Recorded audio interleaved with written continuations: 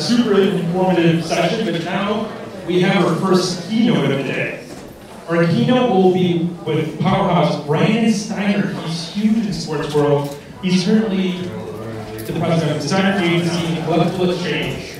And he'll be talking about finding your dirt, finding your age with Steiner. Brandon, come on down. Hello, hello, hello. Pleasure to be here with you this morning, and pleasure to have this microphone. I got a little sore throat.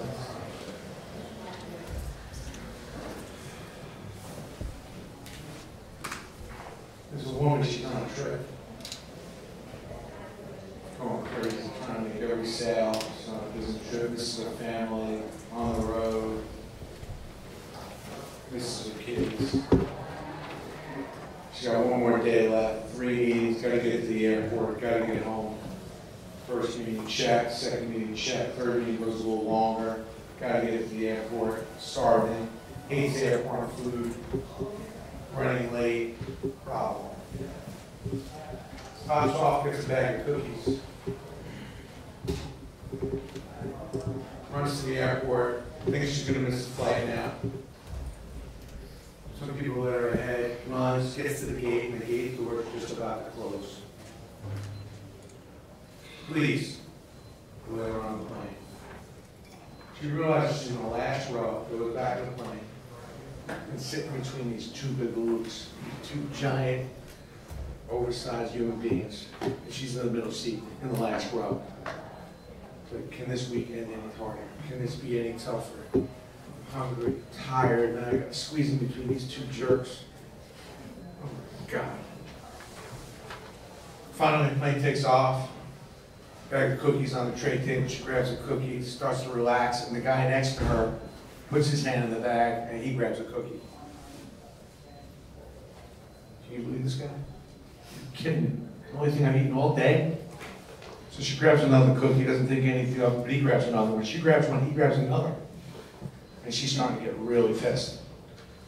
Just incensed. To the point where she gets up, goes to the front of the plane just to cool off. And just, can you believe the nerve? Working mother, killing myself. I just got to get home. And I got this one bag of cookies. Now I got this guy eating my cookies and squeezed in. And oh God, I just got to get home. Goes back, sits down, tries to calm down, grabs another cookie, he grabs one, she grabs one, he grabs another, she grabs one more, and he grabs another, till there's one cookie left in the bag. She looks at him, he looks at her. He says, "You want to split it?" She's like, "Can you believe this guy?" And she waves him off and says, "You know something? You have it." Plane finally lands, last row, it's a big swat, get off the plane, goes into the parking lot, just wants to get home, goes into her pocketbook, goes for her keys, and realizes that the bag of cookies that she bought is still in her pocketbook.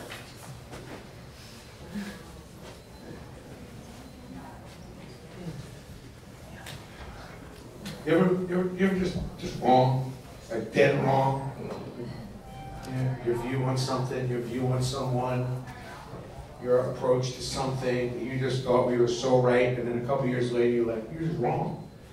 I was walking down the street with my son a couple months ago, and we were debating where the store that we were looking for was, and he said it was that way, I said it was the other way, and he goes, "Dad, you ever wrong? Like, maybe you're just wrong."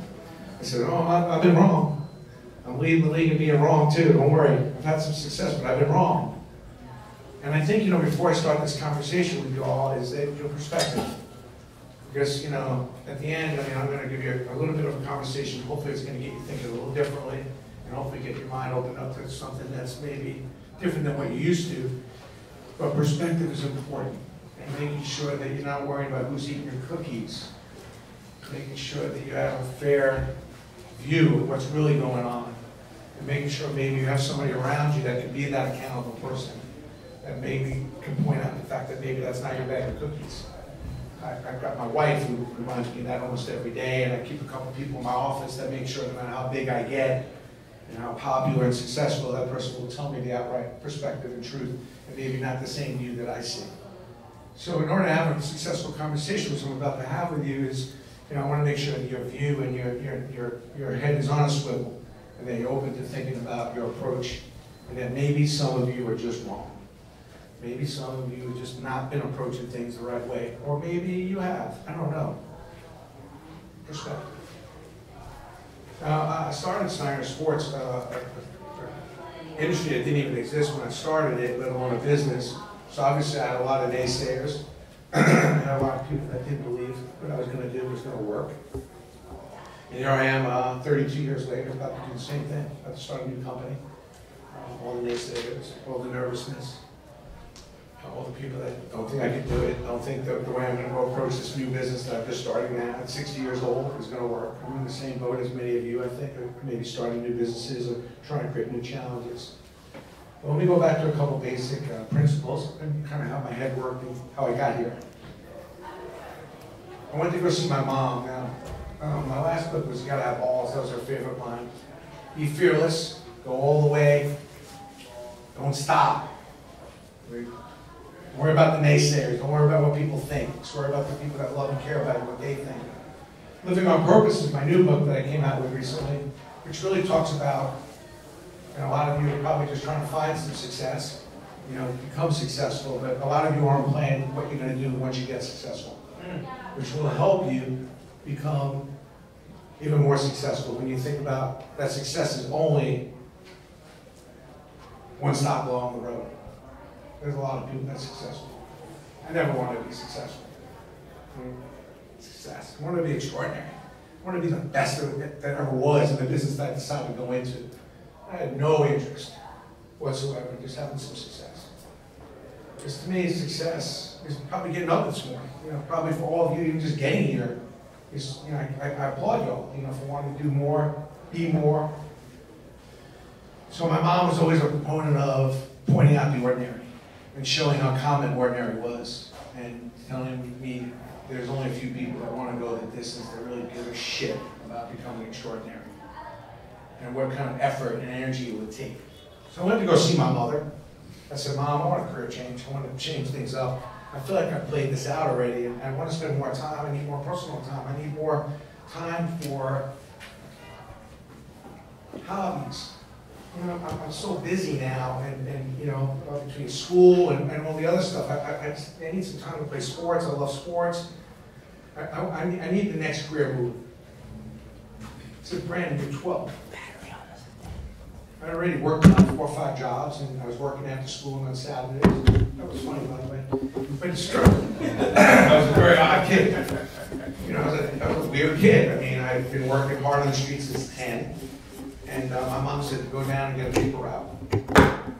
Now, I know those of you young, but paper route, that was how you got the paper.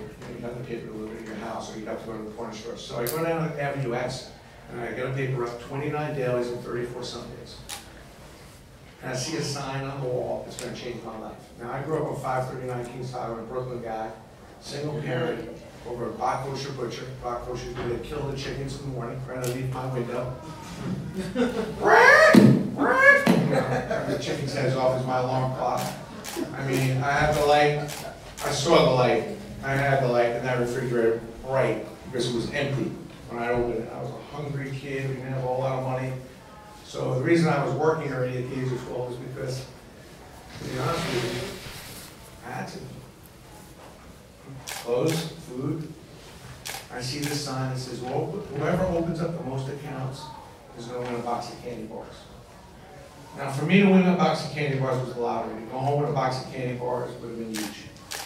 And that was just humongous. I mean, I saw the light. I said, there's nothing going to stop me. And I'm knocking on doors. Now, Brooklyn is a beautiful thing. It's got these big apartment buildings. I mean, how can I go wrong?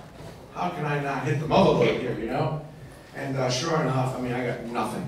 I mean, I'm knocking on doors. And I'm one of those kids. I mean, when I tell you relentless, I'm up at 7 in the morning till 10 at night knocking on doors. Not even, I owed it thinking twice about it. But at some point I'm starting to get a little bit depressed because nothing, zero. I knock on this woman's door. She's probably well in her 70s, early 80s. And I said, ma'am, would you like to get the paper delivered? She said, no, absolutely not. I get it from the corner store. I said, ma'am, it's 8 cents for me and 8 cents from the corner store. It's the same amount. She says, yeah, but then I got to tip you. I go home and I tell my mother, I said, Mom, We got to get out of this goddamn neighborhood. These people are too cheap. This is not a place we should be. There's no opportunity here. So sit down, I want to tell you something very valuable, and I don't want you to forget it. I sit down, and she says, Brandon, you have to stop selling. You need to start solving and serving people. When you're selling the same thing that other people are selling, you got to differentiate yourself. You got to figure out how you're going to solve a problem and how you can serve somebody. That's how you can create a business for yourself. So stop selling. There's other ways to get the paper. Kid yourself. I'm 12 and trying to put my arms around all that, but I go back being an aggressive, tenacious kid and start knocking on doors. And finally, after another day of nothing, at 9:30, 10 at night, I go back to this older woman and I knock on her door again because she got to have balls. And I'm going to somehow convince her to take the paper. So I knock on the door. She said, "Is there fires?" Sonny, I told you, I do not want to get the paper delivered. I said, "Ma'am, I'm concerned. If there's a torrential downpour, snow, ice, sleet, heat wave, a woman such as yourself should not be out trying to get the paper. If I bring you milk and bagels every Wednesday and Sunday, if you need something else, I'll pick that up for you too. But somebody such as yourself at your age, when the weather's really bad, you shouldn't be outside worrying about getting the paper, these simple things you need." That is so sweet. I said, I was concerned. Well, here's the deal. That lady signed up and got the paper for me. What I didn't know is that she was the payer. And that was the mother load.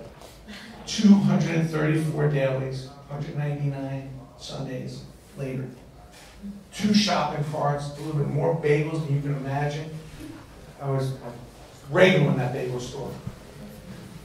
2 boxes of candy bars, and I was killing it. So when I ask you, when you think about where you're working, when you think about the business you're developing, when you're thinking about what you're trying to do, are you listening to your customer?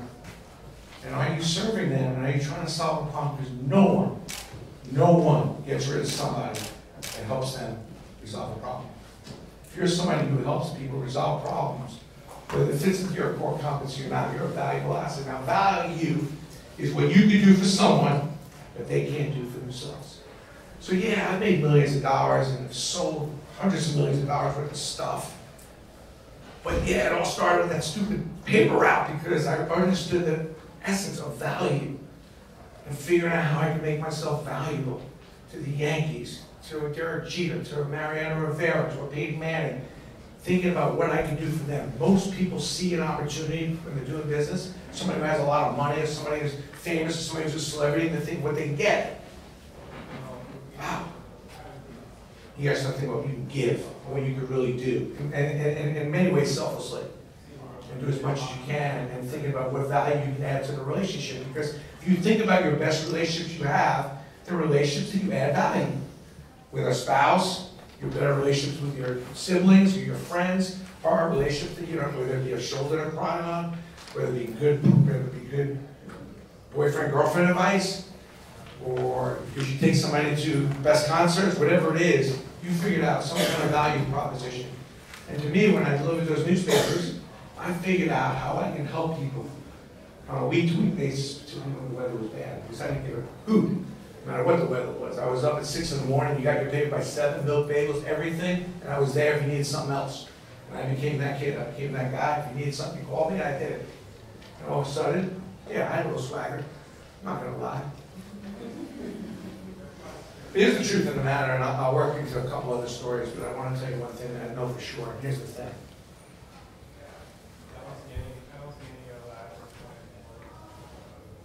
We're all pretty freaking ordinary. Don't make any mistake about it. Okay? Unless you choose not to be. And here's the deal, though. The only reason you could possibly be on this planet is why. Like, why are we even here? Well, here's the other deal. There are thousands and thousands of species on this planet. Can anybody name one that can get better? An elephant can eat 17 hours a day, screw as much as it can, poop all it can, and then sleep the rest. It's been doing that for hundreds of years, eating twigs and leaves. It's never going to get better. You're going to wake up tomorrow morning, your dog is never going to fed itself, walk itself, read the paper in the corner. Your goldfish is not going to be doing backflips and all kinds of swimming strokes. Maybe even fed itself. Okay, swimming around doing the same old thing. Okay, cat, same old thing. The ant crawling around, same old thing.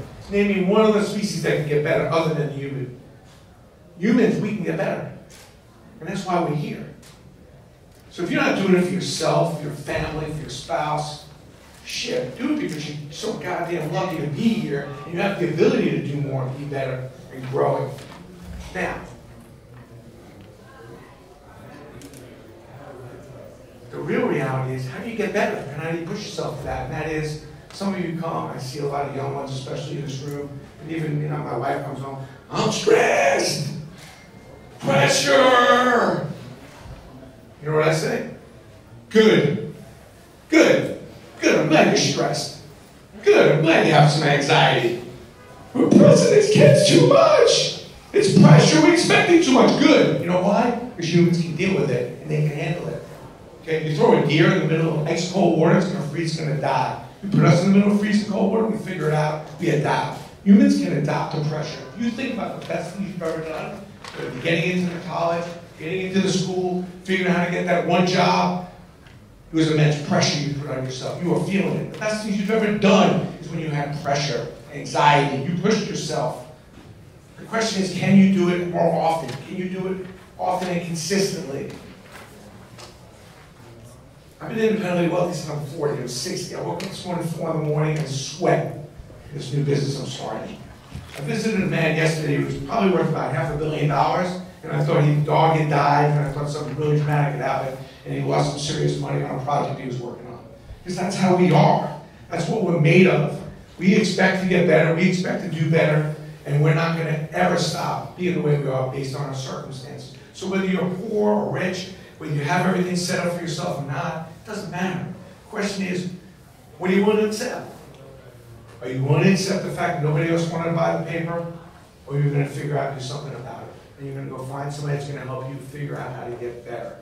Are you willing to put yourself under some more pressure so that you can be extraordinary? You want to put yourself in that kind of mindset? Or are you going to come home and be all nervous about it? Because it's all how you react to the pressure. And if you're okay with it, because really, what's the worst thing that's going to happen? As I realized after about 2 hours getting ready to jump out of my window, the worst thing that's going to happen is, I don't know, maybe I'm going to fail, which is definitely some part of success. And I guess I'll live another day. Maybe my wife will just get one less piece of jewelry or something. I don't know. I'm trying to figure out all the things that could possibly go wrong, but I'll probably grow, learn, and figure out something from my losses. But how am I going to respond to the pressure? How am I going to respond to the press? And am I willing to accept? Because it's not really where you're at, it's how you feel about it and whether you want to accept it. Are you willing to accept where you're at? Like, I was definitely not willing to accept waking up every morning with no freaking heat, the guy freaking killing the chickens, I was not willing to accept it. I just wasn't. I wasn't going to accept the fact that I knew that people would buy autographed baseballs, and I knew that everybody wanted one. Even when my wife came home every day and told me nobody wanted that shit. I used her as motivation. And that's what I recommend. We all have those naysayers. We all have the people that have doubted you, questioned you, didn't think you were good enough. My guidance counselor told me that it wasn't good. You should probably go to college. Probably should just go to some trade school, maybe a plumber, maybe an electrician. Mrs. Soren is in my dressing room. I use her as motivation to this day. All the people that said I wasn't smart enough. All the kids that were in my temple because I couldn't dress and I had good clothes, and a couple of these kids called me a street bum. I remember them like they were yesterday. Oh yeah. I don't live with all that anxiety every day. I just pull it out when I need it to make sure that I'm consistently pushing myself to remember those people and to make sure that I can prove them wrong, even 40 or 50 years later. That's all I'm saying. I'm not living in negativity and anxiety. In fact, I want to kick all those people's asses for doubting me and not wanting to get behind me. I use them as motivation and a positive inspiration. Do you remember who those people are? And it's okay to remember them on a regular basis. It's okay to put yourself under immense pressure. And it's not okay to accept the fact that you're not getting better today and then now you want to get better tomorrow. I make some of my biggest sales, and what do my people want to do? They want to go celebrate it. I'm like, screw celebrate it. First thing I do when I have success is I want more. And, you hear about Michael Jordan winning that, that next championship as soon as he won the first. But if you think about it, if you want to be extraordinary and the best at what you do, it's not about how much you succeed, it's about how you react and how much you accept what you've succeeded.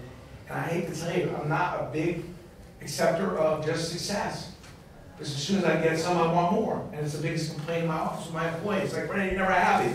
Oh no, I'm happy, just not satisfied. It's business.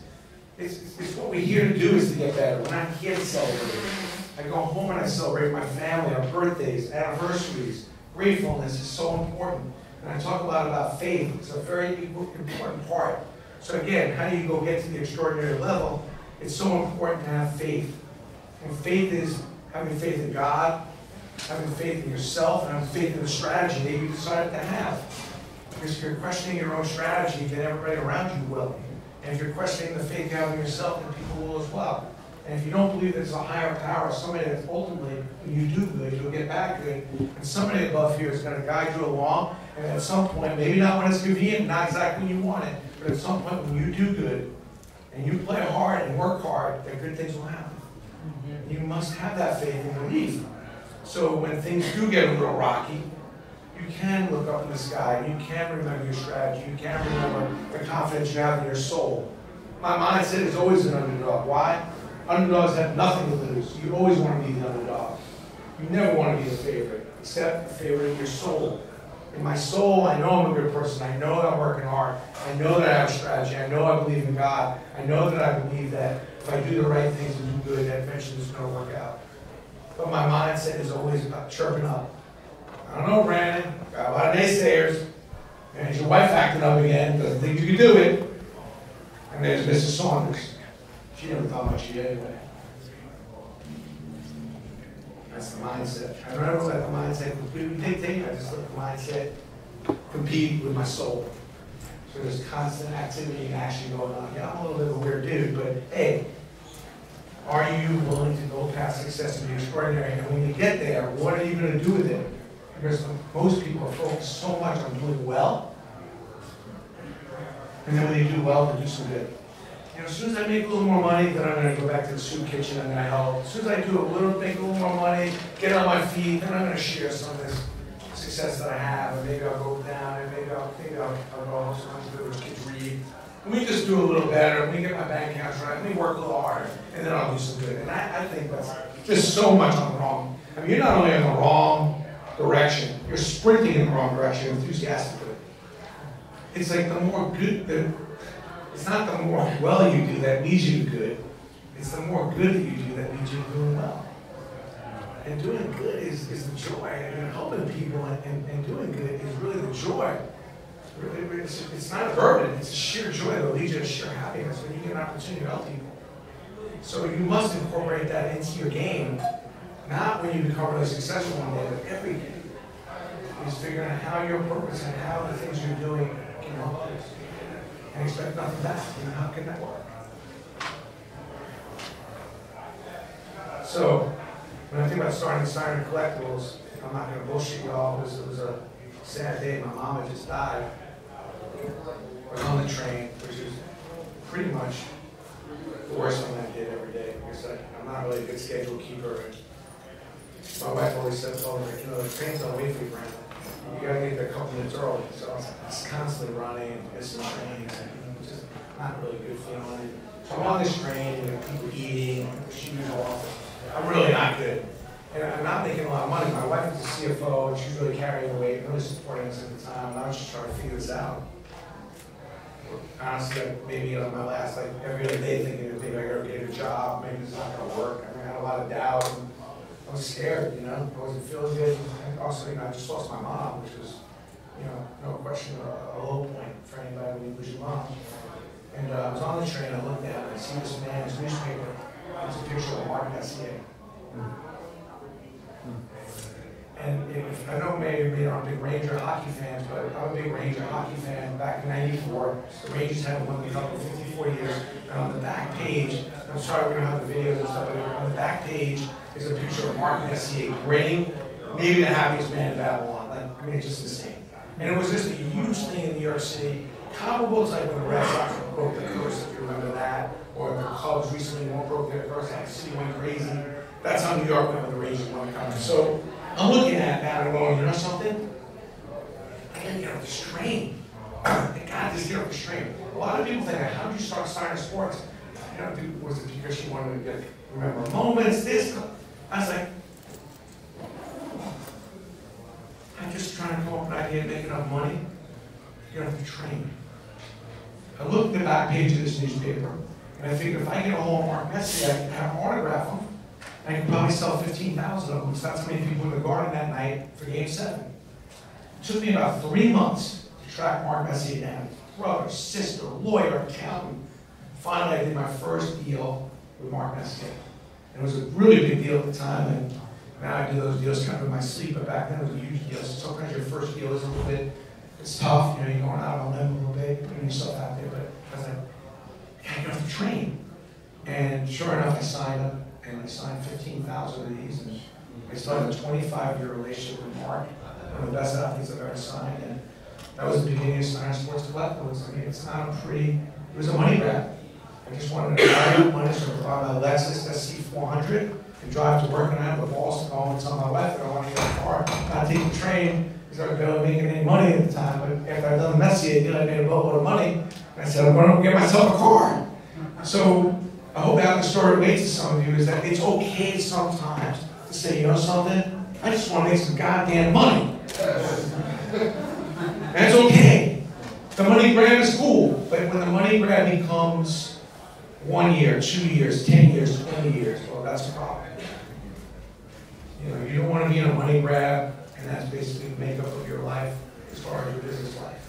So, you know, for me, that was, I've had times when I just get my head down, I'm just into the money grab, but that's not the makeup of who I am, and I want to make sure that I don't give you that impression, but it's okay once in a while just to say, hey, I want to make some money, because I want a car, I want a boat, or I want whatever it is you want, and that's cool, you can work that into the fabric. And for me, I think that's a big part of success, is sometimes just feeling like you're able to go and get that pocketbook, get those shoes, get those sneakers, you know, whatever it is you want. Those are small things, like in the scheme of everything, that's matter too. And that's cool, right? So that's cool. So when I think about the overall proposition at Steiner, I think about a couple of things. I never eat ballpark food before the end of the second inning. We left it the game before. That was funny, by the way. I never eat sushi on a Sunday night. Usually left, probably was delivered on Thursday or Friday. It's already 3 or 4 days old. Started eating sushi more at the beginning of the week. Last thing I just want to talk to you about is, am I okay on time here? I want to talk to you a little bit about how I sold. And this is kind of like a big part of my thing, which is your first idea is not your best idea. So, you know, don't be SOS. Stuck on stupid. So, I think sometimes some of the best shit that happens to me in life starts with something really bad. I hate to say it. I mean, you know, I got fired May 31st after 32 years, started a business, started an industry, and one day they fired me. Well, somebody came in, undercut me, and bought the business. And I already sold my business in 2000, so I didn't get a vote in on that. And it was one of the worst days of my life. But I knew simultaneously it was going to be one of the best days. So I was going to be free again. I hadn't been free in 20 years. I had been working for this big conglomerate. And it was an opportunity to get my head spinning again, get back on that train, you know, get back on, you know, that paper route. And start thinking about, you know, all the stuff that I know and what I could do that I was kind of confined because I built up this big company and I basically went from one meeting to another and forecasting. And so I'm going to say hello around you. But I want to take you back to a story that's really important because a lot of us sometimes struggle with some of your ideas, but that's where I think a lot of people will struggle with some of your first ideas, but a lot of times you have some success with some of your ideas. Your first instinct is to go to another idea or to kind of celebrate and say the two worst words in them. I'm good. Oh, God, I hate that. I'm good. No, you're not. We're all not good. We're all ordinary, right? So it was around 2006, and the economy went really for shit. I mean, no, I'm figuring I'm done. Now, my wife had heard this enough from me, like, when I ran it. I had to get her, like, W-40, you know, to grease her eyeballs. This thing was rolling her eyes on, you know, and I would come home, I think we want to have business. I think we're done. I can't tell you how many times, like, we're done. So I come home one day, I think we're done. I mean, I don't know who's going to buy this stuff in this kind of economy. I mean, especially when rich people don't feel rich. This is bad for my business. So I was thinking, I can't ask Derek G to do anything else. And the reality of it is, I was selling these cubes that you put a baseball in. And they were 40 cents each. I was thinking, what can I do with this cube? So the first thing that happened, my inventory manager came in and told me, "Brandon, we got a problem." So I got, "Well, what?" He goes, "Oh, because this is bad. We have over inventory of balls. We got just a tremendous amount of balls." I said, "So we got balls." So I did a billboard. I said, "We got balls," a picture of balls. I said, "You know, maybe we showcase our balls." That's funny, by the way. So I think it's a great opportunity to showcase your balls. So I did a billboard and said, "We got balls, Steiner Sports," and a picture of all these autographed balls. So then the warehouse manager comes up about 3 weeks later and says, "Some are really moving our balls." So that's good. It's about time. And he said, "We have footballs and basketballs." I said, "So we got big balls." He said, "Yeah." I said, "What I'm going to do is I'm going to take another billboard out." And he goes, "We got balls." And then next billboard, signed pictures of Joe Montana and Larry Bird, Magic Johnson. I said, "We got big balls." Now, your first idea is never your best idea. I could probably stop there because we definitely were moving a lot of balls. We're having some success, and it's nice when your balls moving. But to me, I just want you to understand the way my mind works, is that when I have success, you cannot let it be a deterrent for more success. You got to start thinking about the things that you're doing well, and you got to keep on track on those things you're doing well, because there's usually more success behind it if you want to do the hard work. And the hard work is thinking, putting yourself in the customer's position. What else can I do to get that older woman to buy the goddamn paper? How can I get off this train?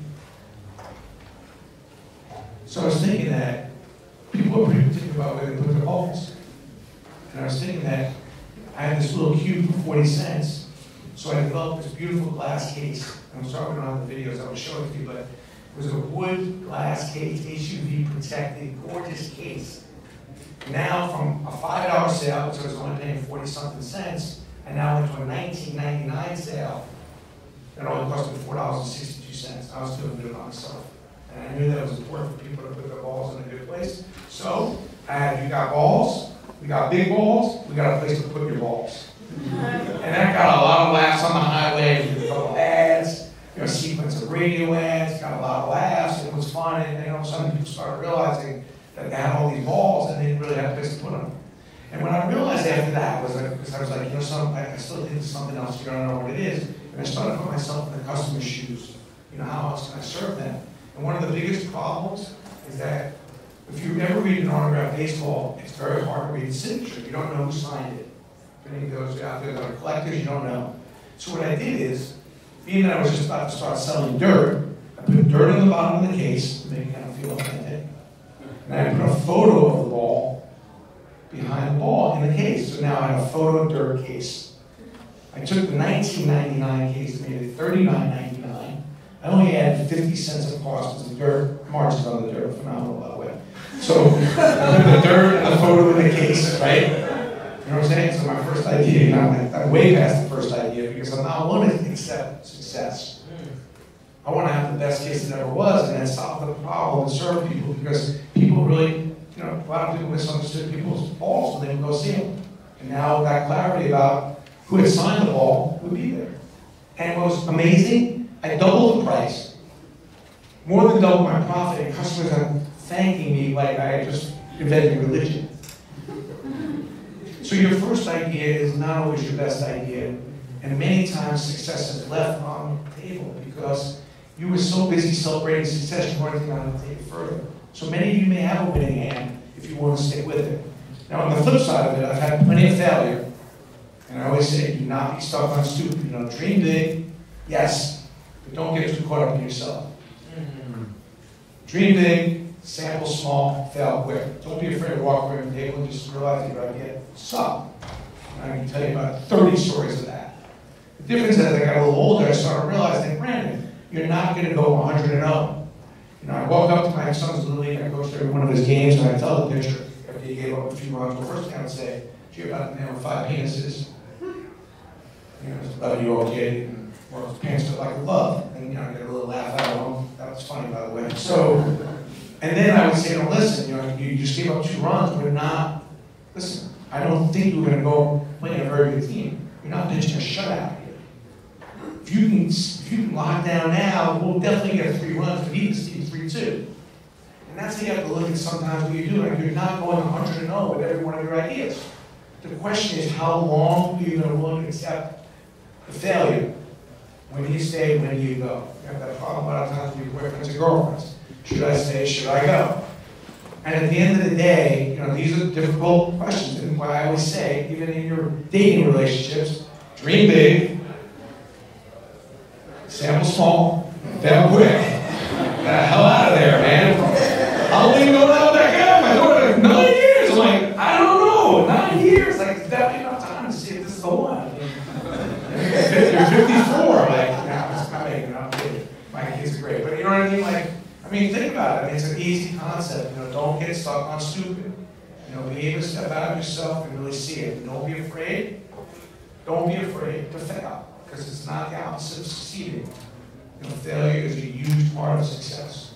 When you think about the things you learn the most from, usually from failure, and usually putting immense pressure on yourself. You're here to get better. You're here to beat yesterday. You're not going to get to the top 4 tomorrow. Just get 1 floor ahead, 1 floor ahead, 1 floor ahead. I never was a home run hitter, and I never thought I'd have the success that I had. I was just trying to beat yesterday, and I was just trying to get a single, just trying to get chosen into the game. And the way you do that is by taking the success you have and building off of it, and not accepting your first idea as your best idea, but not wanting to accept it. It's not about the failures, it's about how you accept it. And remembering that you have a choice whether you want to be ordinary or you're going to put the energy and the fight in to be extraordinary. I brought some books. Any donation from $1 to $20 to my charity. All my speaking, my books go to charity. I like doing arbitrary, just random things, so they ask me to come and speak. And I just like, you know, sometimes you just get caught up in, unless somebody's paying you $20,000 to speak, and that's not me. I like to speak to people that I think I can encourage and help. And all my money, I've made, you know, hundreds of thousands, a couple $1 million in just the last few years with my charities, and I'm pretty much focused on the good that I can do. So today, if you want to pick up a book, I brought some copies, and whatever donation is going to the charity, so I'm grateful for that. And I'll stick around for a little while and answer your questions. I hope that all of you do not fear getting a little stressed out. I hope you actually get yourselves nice and worked up and stressed out a little bit over the next few weeks. Push yourself. And you look back on this day saying, you know something? I'm not going to worry about whose cookies, who's eating my cookies. I'm not going to worry about it. I'm just going to get off this goddamn train. I'm going to get what I want. I'm not going to be afraid of money grab. I'm not going to be afraid to do more good. I'm going to have faith in myself, my strategy, and God. Definitely know that my first idea was good, when I know I got something better. I'm not going to just feel good about that. I'm going to push myself and not accept that goodness and that success to even do even better. Because when you get to an extraordinary level, it's special. You know, I'm just so grateful that sometimes I walk in a way, you know, that guy invented the memorabilia business, and he's maybe one of the biggest impacts of that business ever was. I know that's something I did, created a lot of joy and a lot of happiness for a lot of kids and parents to remember their favorite moments in sports. And it's a joy of that when I go to sleep at night, you know, knowing that. And I get joy just knowing if something I said today gives you a little bit of a sparkle. That's a good thing too. Last tip, I'm not kidding about this shit. Leave your damn cell phone home on date night. Okay, remember the people that are most important and who's most important. You gotta do what's important for who's important every day. So if you're married, and you got a serious boyfriend, girlfriend, you have children, if you can't leave your phone home for 3 or 4 or 5 hours a week, so you can completely focus on that, then something's very, very wrong with you. And I will tell you that my wife changed the night that I told her. We went out on a Friday night for dinner.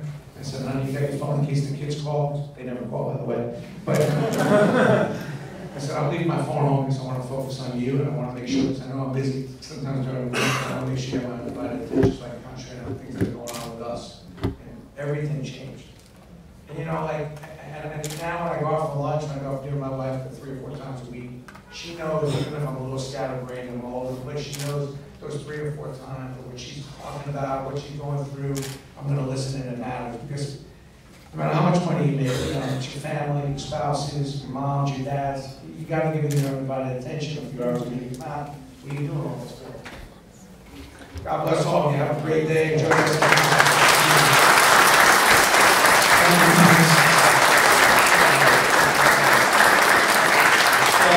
I was going to share a quick story about Brandon. 3 years ago, remember, we spoke at a conference like this. I was sitting in the crowd, and I was like starting my business at the time, nothing. But I talked to you, and I was nervous at the time because I was like, someday I hope to be an entrepreneur like yourself, and I really appreciate you, taking time back then to be with me afterwards and staying in touch. You've inspired me a lot, and I'm really grateful that you're here to share this today. Well, thank you. Just want to share that.